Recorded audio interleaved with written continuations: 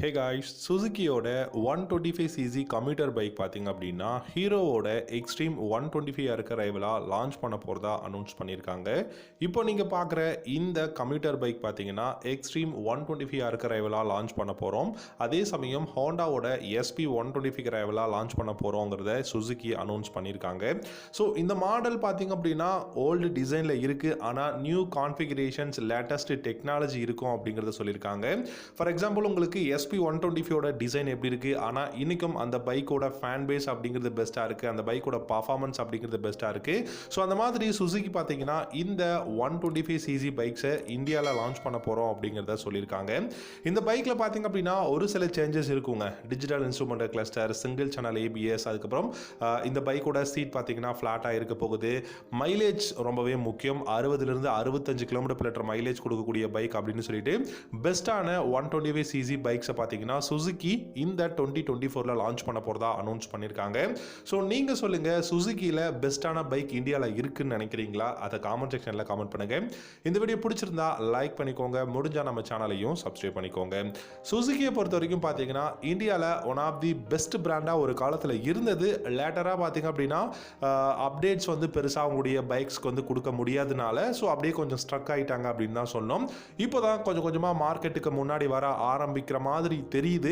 ஏன்னா இந்த மாதிரி ஒரு பெஸ்ட்டான கம்யூட்டர் பைக்ஸ் எல்லாமே அண்டர் 1 lakhல லான்ச் பண்ண போகிறோம் அப்படிங்கிறத அனௌன்ஸ் பண்ணியிருக்காங்க. அண்டர் 1 lakh அப்படிங்கும்போது 93லேருந்து 97,000க்குள்ளே இந்த மாதிரி ஒரு 125cc பைக்ஸ், அதுவும் டாப் வேரியண்ட்டே 1 lakh அண்டரில் கொடுத்தாங்க அப்படின்னா கண்டிப்பாக பெஸ்ட்டான பைக்காக இருக்கும்.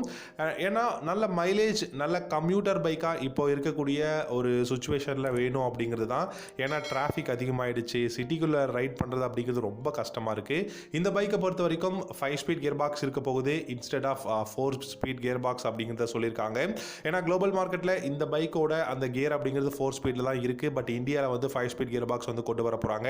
5 ஸ்பீட் கியர் பாக்ஸ்னா இனிஷியல் பிக்கப் நல்லாயிருக்கும், த சேம் டைம் மைலேஜ் அப்படிங்கிறது பெட்டராக கிடைக்கும். இந்த பைக்கில் மைலேஜ் அப்படின்னு பார்த்தீங்கன்னா 60லேருந்து 65 km/லிட்டர் மைலேஜ். இந்த பைக்கோட ஃபியூல் டேங்க் கெப்பாசிட்டி 10லேருந்து 12 litres of fuel tank capacity வந்து இருக்க போகுது. டிஜிட்டல் அனலாக் இன்ஸ்ட்ருமெண்ட் கிளஸ்டர் தான் இப்போதைக்கு குளோபல் மார்க்கெட்டில் இருக்குது. பட் இதை டிஜிட்டலாக மாற்றி ப்ளூடூத் கனெக்ஷன் கொடுக்கறதுக்கும் சான்சஸ் அதிகமாக இருக்குது. And LED headlamp, LED tail lamp, indicators வந்து ஹாலஜன் பல்ப் தான் கொடுக்க போறாங்க. ஃப்ரண்ட்ல டெலஸ்கோபிக் ஃபோக்ஸும், ரியர்ல பாத்தீங்கன்னா ட்வின் ஷாக் அப்சர்வர் இருக்கக்கூடிய சஸ்பென்ஷன் தான் வரப்போகுது. ஆப்ரேட்டான ஹேண்டில் பார் இருக்கும். ரொம்பவே வெயிட்லெஸ் ஆன ஒரு கம்யூட்டர் தான் இருக்க போகுது. அண்டர் 120 kg அப்படிங்கிறத சொல்லியிருக்காங்க. ஸோ ரொம்ப ரொம்ப வெயிட்லெஸ் ஆன பைக். ஏர் கூல்ட் இன்ஜின் தான் வந்து கொடுத்துருக்காங்க. ஃபியூல் இன்ஜெக்ஷன் இந்த பைக்ல கம்பல்சரி இருந்தே ஆகணும். ஆனால் முக்கியமான விஷயம், இந்த பைக்ல அலாய் வீல்ஸும் வந்து 17 இன்ச்சில் கொடுத்துருக்காங்க. டியூப்லெஸ் ரேடியல் டயர் வந்து யூஸ் பண்ணியிருக்காங்க. இந்த மாதிரி நிறைய பெஸ்ட்டான கான்ஃபிகரேஷன் இப்போ லேட்டஸ்ட் ஃபியூச்சர்ஸ் எல்லாமே ஓரளவுக்கு கொடுத்துருக்காங்க அப்படின்னு தான் நினைக்கிறேன்.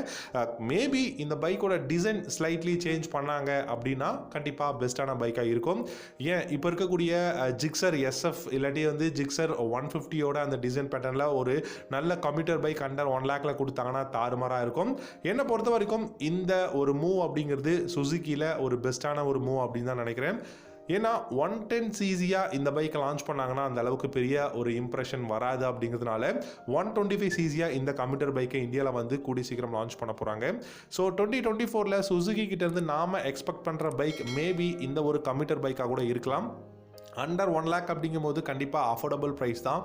Same time configuration, technology, riding ergonomics எல்லாமே பெஸ்ட்டாக இருக்குது. டெஃபினட்டாக இந்த பைக் ஹோண்டாவோட SP 125 அண்ட் தென் TVSோட ரைடர் 125க்கெல்லாம் ஒரு டைரக்ட் காம்படிட்டராக தான் இருக்கும் அப்படின்னு நினைக்கிறேன். ஸோ இந்த மாதிரி பெஸ்ட்டான பைக்காக இருந்தாலுமே இப்போ ஹீரோ லான்ச் பண்ணியிருக்கக்கூடிய எக்ஸ்ட்ரீம் 125 இருக்குது. எந்த அளவுக்கு காம்படிட்டராக இருக்குது அப்படிங்கிறத வெயிட் பண்ணி பார்க்கலாம். ஸோ இந்த வீடியோ பிடிச்சிருந்தா லைக் பண்ணிக்கோங்க, சேனல் பிடிச்சிருந்தா சப்ஸ்கிரைப் பண்ணிக்கோங்க.